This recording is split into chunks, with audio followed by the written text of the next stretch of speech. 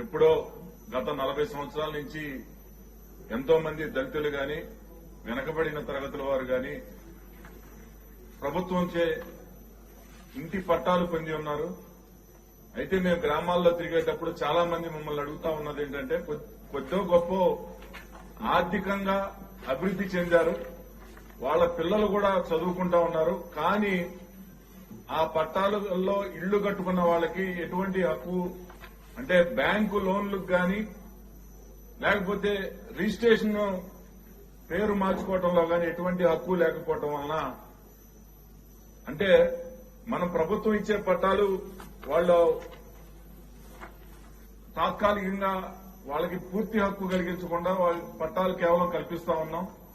కొంత సమయం తర్వాత అంటే మన పట్టా ఇచ్చిన తర్వాత ఒక 10 సంవత్సరాల తర్వాత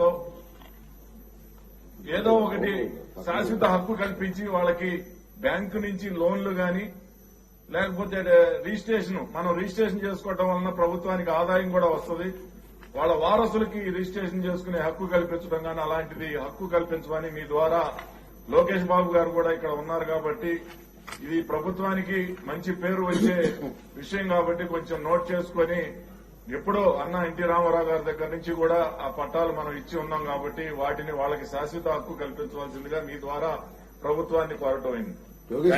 యోగేశ్వర గారు